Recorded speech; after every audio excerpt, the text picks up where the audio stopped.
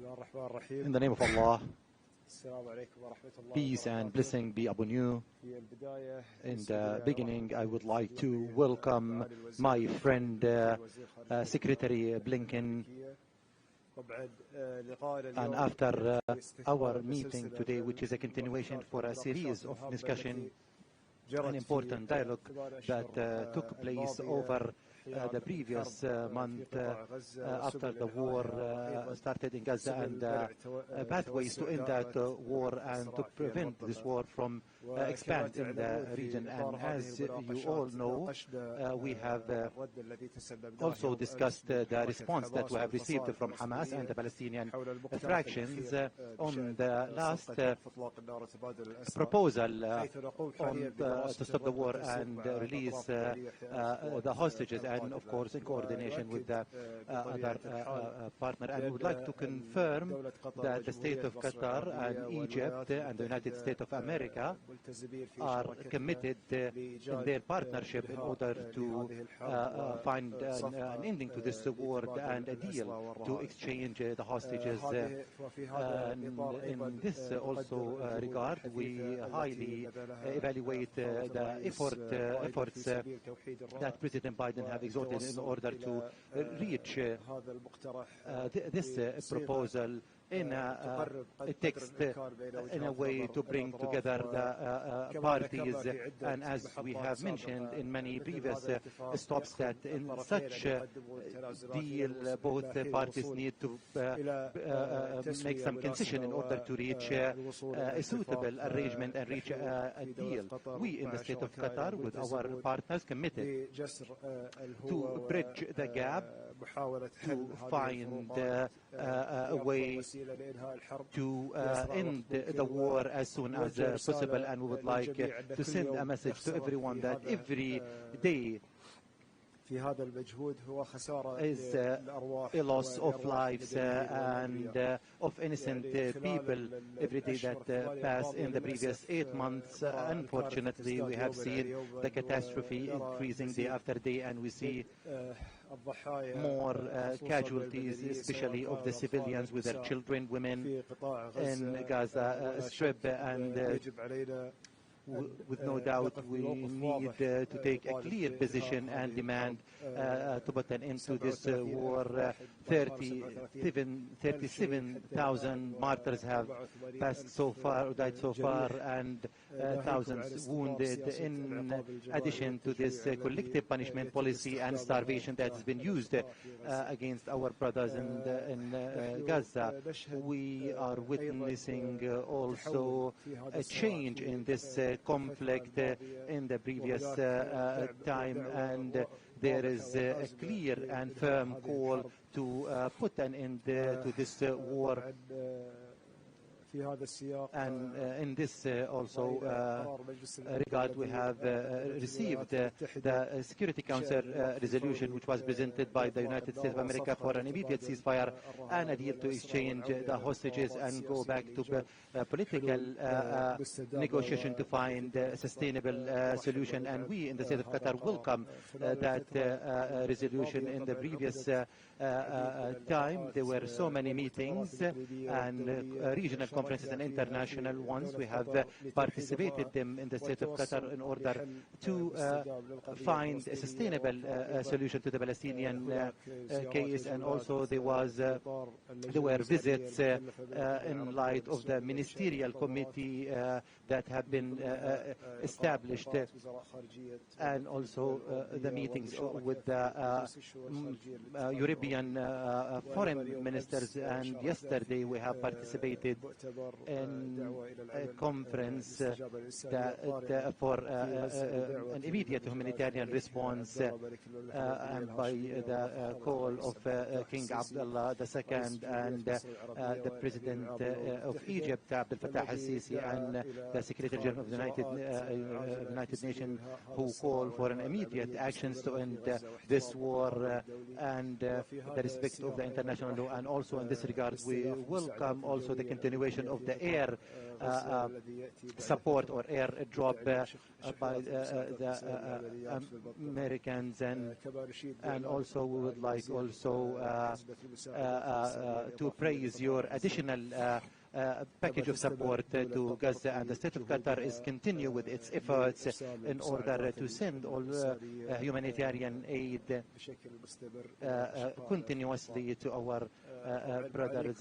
Your Excellency, you know that we are living very critical times, and we believe that reaching a deal, an agreement is very important, and this deal will save the lives of the innocents, and also will save the whole region, which is on the verge of collapse and explosion. And we rely on the American role and our also partners in Egypt and the rest of the countries in order to pressure all the parties to reach an agreement that end this war. And Your Excellency, you know that I believe that we have received time that we need to reach a sustainable solution, and today we have discussed how to reach those sustainable solutions that bring the stability to Gaza and to our also brothers in the West Bank and to everyone that lives in this region. We believe that the sustainable solution is a just one, which is to create a Palestinian state with Jerusalem its capital, based on the international law on the borders of 1967, to live in peace alongside with Israel. And as you are aware, Your Excellency, that the region is open to have a clear peace agreement based on the Arab Peace Initiative, and there is a movement in the General Assembly to receive Palestine or accept Palestine as a full member, and this step will also contribute to the two-state solution. Thank you, Your Excellency, for your presence in Doha and for your continuous cooperation and on our strategic partnership with the USA in this conflict on any other files and issues.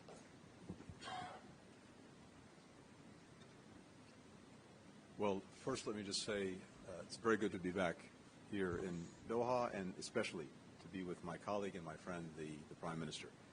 As you heard him say, we were together just yesterday in Jordan at a conference to work to rally more international support to address the dire humanitarian crisis in Gaza. Qatar has already shown remarkable generosity in helping people in such urgent need, providing 4,700 tons of food, medicine, and other life-saving aid. At yesterday's conference, I announced $400 million more in additional support from the United States to the Palestinians. That brings the total amount that we've provided to $670 million in additional U.S. assistance to the Palestinians in the 8 months that this war has been going on. We've long been the leading provider of support to Palestinians, and we will continue to do everything we can to support them, particularly in this time of need.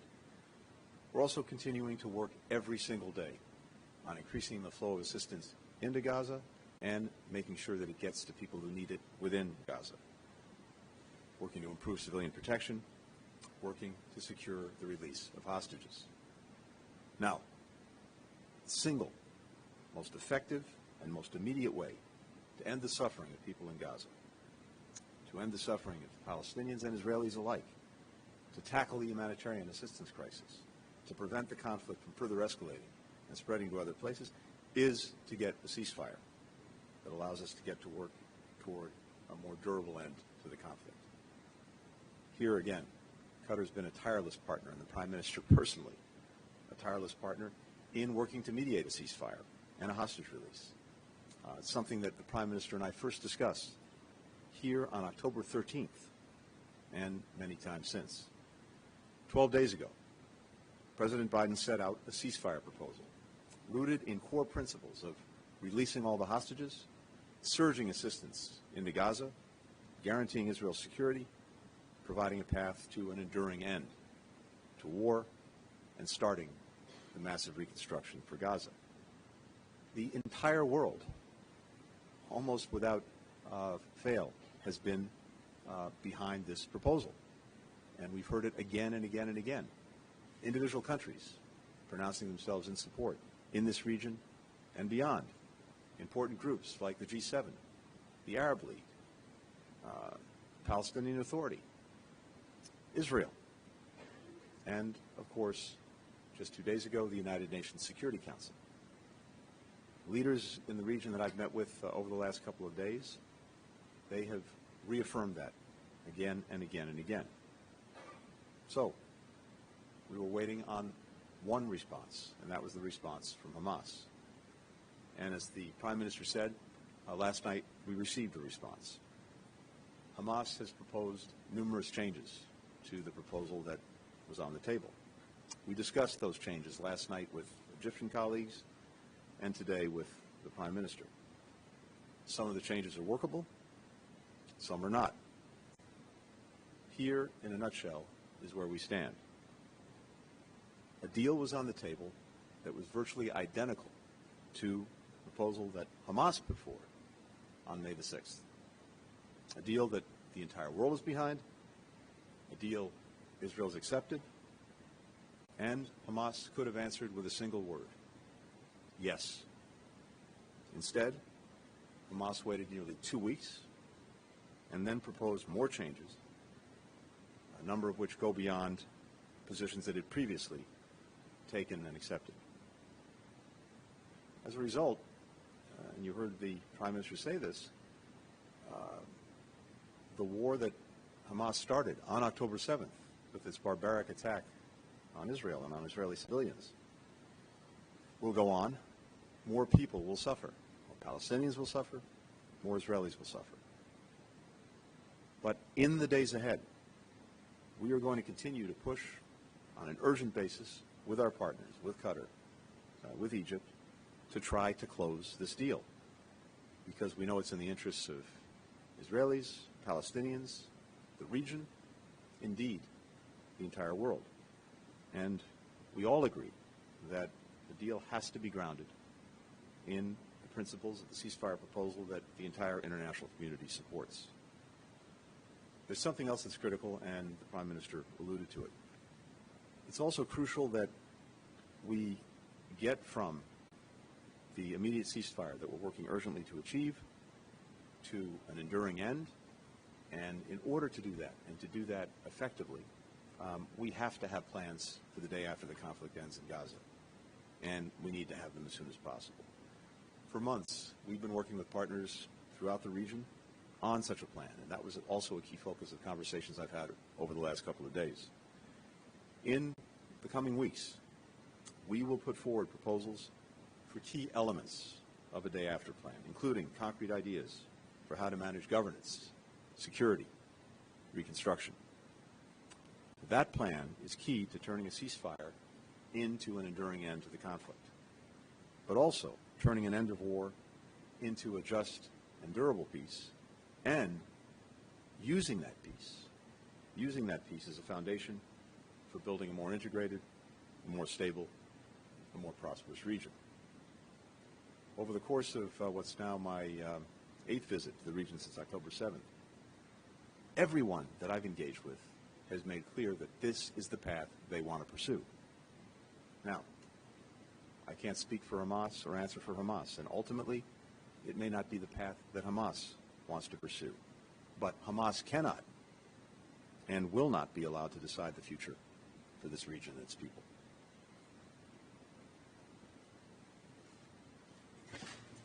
نفتح الآن المجال للأسئلة. السؤال الأول من قناة الجزيرة العربية، عدنان بورين. عدنان بورين، قناة الجزيرة. لدي سؤالان. الأول لك معالي الوزير رئيس الوزراء. بخصوص دراسة رد حركة حماس على المقترح، هل نتحدث عن مساحة أخذ ورد مع مسؤولي الحركة بينها وبين الوسطاء، أم أن التعليق على التعديلات التي طلبتها حركة حماس سيكون في مساحة الملعب الإسرائيلي؟ وسؤالي لمعالي وزير الخارجية الأمريكي يتعلق بزياراتك الثمانية إلى المنطقة. نحن نتحدث الآن عن نحو 8 زيارات. خلال هذه الزيارات بطبيعة الحال أنت وأيضا مسؤولين في الإدارة الأمريكية قمتم بلقاء عائلات للأسرى الإسرائيليين. خلال هذه الزيارات هل كان هناك أي محاولة أو لقاءات مع عائلات الجرحى أو القتلى من الفلسطينيين في الضفة الغربية نتيجة الاعتداءات من قبل المستوطنين، أو حتى الجرحى من قطاع غزة، خصوصا أننا نتحدث هنا في الدوحة مثلا هناك نحو 2000 من الجرحى الفلسطينيين من قطاع غزة هم وعائلاتهم هنا في الدوحة.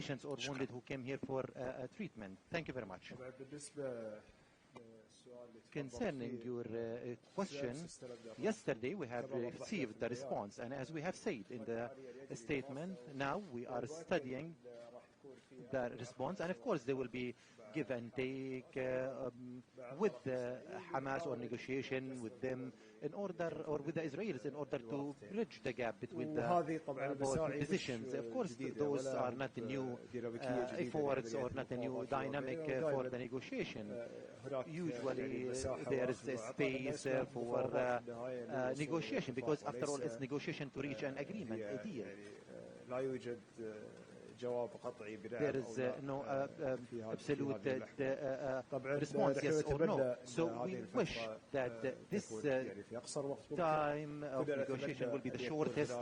We wanted to have more momentum and movement. However, unfortunately, we have faced so many challenges. As we have said, we are committed. We want to present a proposal so that we bring both parties closer. Thank you. Thank you for the question.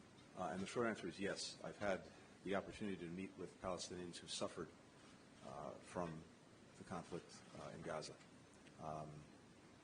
When I was in Jordan, I believe it was on my last trip to the region, it may have been the one before that, I met with a remarkable group of women who had managed to leave Gaza to get out, are now in Jordan, but have left family members behind, have lost family members, and I heard directly from them everything that they'd experienced and everything that their family members who remain in Gaza continue to experience. In the United States, I've met with Palestinian Americans who have family in Gaza, including family members who've been killed or terribly injured over the course of these 8 months. I carry with me a little pamphlet that one of these individuals gave me, with pictures of his family members, including a little 1-year-old boy who was killed in Gaza. And I have to tell you that their stories, their suffering, that motivates me, just as the suffering of the hostages and the suffering of those who were slaughtered on October 7th motivates me to do everything possible to bring this conflict to an end and to put us on a path to durable peace and security. Because at the end of the day, this is exactly about what you've suggested. It's about the men, the women, the children, whether they're in Gaza, whether they're in Israel, and we have to be looking out for them. And I've said this before, but I'll say it again. The biggest poison in our common well that we all have to drink from is dehumanization, the inability to see the humanity in someone else. And when that happens, when hearts get hardened, it's very hard to do anything. It's very easy to justify anything. So we have to push beyond that, and the most important way to do that is to always have in mind what little girls, little boys, women men are going through as we speak. السؤال الثاني إيان مارلو بلومبرج. Thank you both. Secretary Blinken, for you, despite your intense efforts to pressure Hamas, they obviously don't seem to be accepting the deal as President Biden laid out, and the Israelis are characterizing this as a flat-out rejection. Does Hamas's response count as a rejection of the deal in your view? Do you think the deal is essentially dead? And if not, what exactly is the U.S. diplomatic strategy now to try and keep these talks alive and bring the parties closer together? And secondly, the U.S. has put all the emphasis on pressuring Hamas, at least publicly.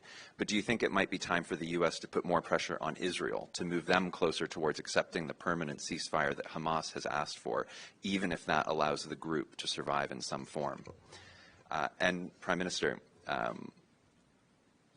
even with the elaborate three-phase deal that's being created to try and bridge the divide between Israel and Hamas, we still seem to be stuck on the fundamental question of a temporary versus a permanent truce, which is effectively, will Israel allow Hamas to survive this? Do you think these negotiations can really be salvaged, and what is the risk to the region if these talks continue to fail? Thanks. Thanks, Ian. Look, as I said, based on what we saw last night, the response from Hamas, numerous changes proposed to the deal that was on the table and that the entire world has gotten behind, but some of those are workable changes. Some, as I said, are not. I don't want to characterize it further, but, you know, at some point in a negotiation, and this has gone back and forth for a long time, you get to a point where if one side continues to change its demands, including making demands and insisting on changes for things that it already accepted, you have to question whether they're proceeding in good faith or not. But based on what we've seen and what I've discussed with the Prime Minister and what we discussed with our Egyptian colleagues, we're determined to try to bridge the gaps. And I believe those gaps are bridgeable. Doesn't mean they will be bridged because, again, it ultimately depends on people saying yes. But here's the thing, and we both said it. The longer this goes on, and remember, Hamas had this for 12 days, and it's not as if the world stood still in those 12 days. People were suffering throughout those 12 days. The longer this goes on, the more people will suffer. And it's time for the haggling to stop and a ceasefire to start. It's as simple as that. Look, Israel accepted the proposal as it was and as it is. Hamas didn't. So I think it's pretty clear what needs to happen. And we're determined in the coming days to, again, try to work this. We will work this with urgency and see if the gaps that are workable, we can actually work and bring it to conclusion. And then it may be that Hamas continues to say no. Well, I think it will be clear to everyone around the world that it's on them and that they will have made a choice to continue a war that they started. Regarding, I think, your question about how can we have this proposal to become a permanent ceasefire, this is an issue that we've been struggling with for a very long time, is how to ensure that we bridge the gap between those two fundamental differences between what Hamas wants as a permanent ceasefire and what Israel wants as a hostage release and maybe a plan to continue the war. I think what we have achieved in this structure is the best way to bridge those gaps and to merge both tracks. And I believe that having three countries, United States, Qatar, and Egypt, as guarantor for this process to ensure that these negotiations keeps going until we reach the permanent ceasefire is something significant that we are putting ourselves at stake. Of course, this is, as we mentioned many times, it's not an easy process. It's a very complex negotiations. we are negotiating, yes, to end the conflict that started on October 7th. I think that it has a lot of baggage that came with as well. And basically what we are trying to focus on is to achieve the result that's been created after October 7th right now, and thinking about the rest of the issue for once we have this deal in place. But as of all of us, we reiterate, this is having a deal and a ceasefire right now is a cornerstone for our way forward in the future. السؤال الثالث أسامة جاويد الجزيرة الإنجليزية. Thank you. Osama bin Javed, Al Jazeera English. My question for Secretary Blinken, I just want to go back to the words that you used. You said the deal was on the table, and yet there are workable parts that you will be working towards. Which one is it? Was there a deal, or is there still a deal on the table? And as the UN Security Council and the United Nations at large remains the cornerstone for your policy towards finding a solution, today the latest UN investigation says Israel committed crimes against humanity, including extermination, is the words used. And Israel is already facing a genocide case at the ICJ, warrants for requests at the ICC. And last month you said there are no red lines for Israel. Is that still the case? And if there is, what will this mean for yourself and the U.S. administration? My question for the Prime Minister, isn't the first time that we're actually came very close to a deal and then we seem to be moving away from it. You have said that there are two parties to this conflict, one that wants a negotiated solution and there's another one which wants to continue the war. Do you believe that is still the case? And if you still have hope that there can be a deal that can be salvaged, what gives you that hope? Thank you. Thank you. As I said, we have a proposal that President Biden put forward 12 days ago. Israel accepted the proposal. The entire world got behind the proposal. Hamas came back and has now asked for changes to that proposal. And I'll repeat what I said. Some of the changes I think we believe are workable, but some are not. And so we'll have to see over the coming days whether the gaps that are there as a result of Hamas not accepting with a clear and simple yes proposal, whether they can be bridged or not. And as I said, I believe that they are bridgeable, but that doesn't mean they will be bridged, because ultimately Hamas has to decide. But I'll repeat again what I said before. The time for decision is now. The longer this goes on, the more people will suffer. And when it took 12 days just to get the response to the proposal that President Biden put forward, more suffering took place during those 12 days. The longer this continues, the greater the suffering will be. And I fully agree with the Prime Minister. The fastest, most effective way to get to not just an immediate ceasefire, but a durable one, is through this proposal. So let's see if we can bridge the remaining gaps. But fundamentally, Hamas has to decide what it wants, and I can't speak for it.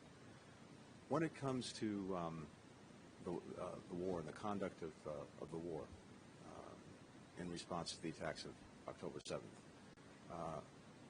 we look and continue to look very carefully at international humanitarian law, at laws of armed conflict, human rights, and we have a number of our own processes within the U.S. administration, including within my own department, to assess whether Israel or any other combatant in any other conflict is adhering to those. And as you know, we put out a report a few weeks ago that went through in some detail a number of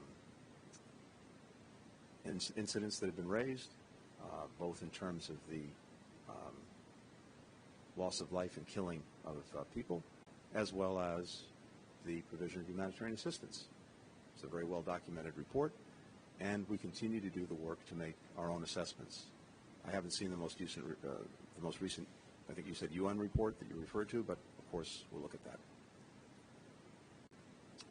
Again, as I just said, we are determined and insist that Israel or any other country adhere to international humanitarian law, the laws of armed conflict, uphold human rights, does not commit gross violations of those rights, and that remains and will always remain our policy and the focus that we bring to it every day, including doing our own investigations of incidents that come up in the course of this war. And I think that I have answered partially your question regarding, trying to build the momentum to reach a deal. Of course, this is, it has been a very long process. It's frustrating a lot of times, and we have seen, the behavior from both parties, different occasions, being, counterproductive to the efforts. Right now, we are respecting our role as mediator. We are trying our best not to consider ourselves as, party of that conflict. What we are aiming for is one specific goal, is to end the war and to end the suffering of the people in Gaza, to get the hostages back, and then we think about the day after. That will remain our main focus. We are not going to give up on that mission as long as we see a role that we can play and we can contribute to save more lives. السؤال الرابع ديفاني سيلوديكس رويترز. Hi, thank you. Secretary Blinken, do you agree with Israel's assessment that Hamas rejected the deal? And what specific changes were proposed by Hamas? What specifically do you find workable and not workable? Can you confirm that Hamas wants written guarantees from the United States for a permanent ceasefire and the withdrawal of Israeli forces from the Gaza Strip in order to sign off on the proposal? And can you provide those guarantees? And then if I may, on Hezbollah, you've repeatedly said that achieving a ceasefire deal could help end the fighting between Hezbollah and Israel. Hezbollah today vowed to increase the intensity of its operations against Israel after the killing of a senior commander. How concerned are you now, after Hamas's response to the ceasefire proposal, that this conflict will spread? And Prime Minister, given this response, is there more pressure the Arab world can put on Hamas to reach a deal? And are you considering closing the Hamas office in Qatar? Thank you. So, what we received last night, all of us, in terms of the response from Hamas, were changes that they seek in the proposal that President Biden put forward, that Israel and the entire world has accepted. So the question is whether any of those changes that they seek, are workable, bridgeable, or not. And I'm not going to obviously characterize or describe what they're looking for.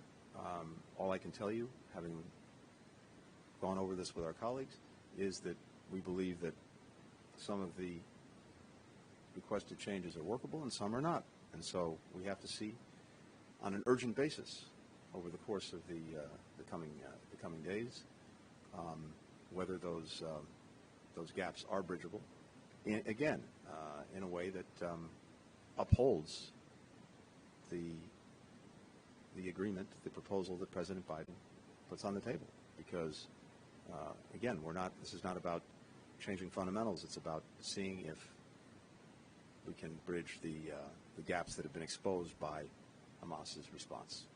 And I can't tell you right now whether we'll succeed. I believe it's doable. I believe it's absolutely necessary to try our hardest to do it, but there's no guarantee. With regard to Lebanon and Hezbollah, look, we've said from day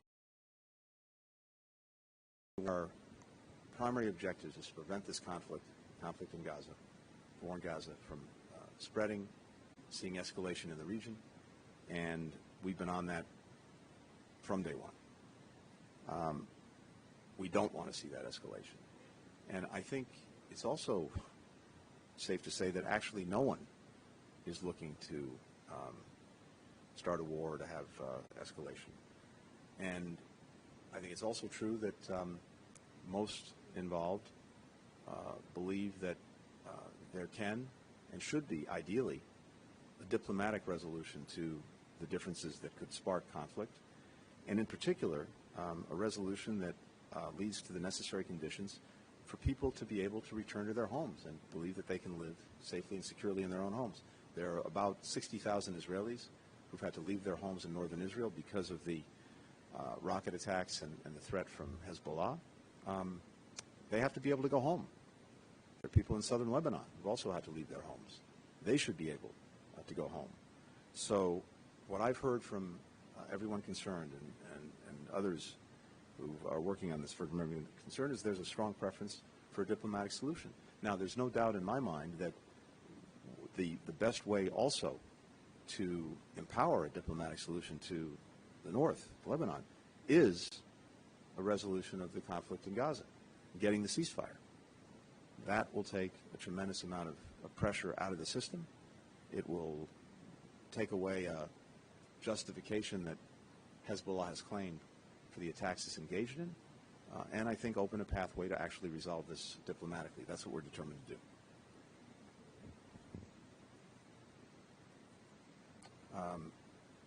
The proposal speaks for itself. What's in the proposal, backed by the United States, by Qatar, by Egypt, speaks for itself.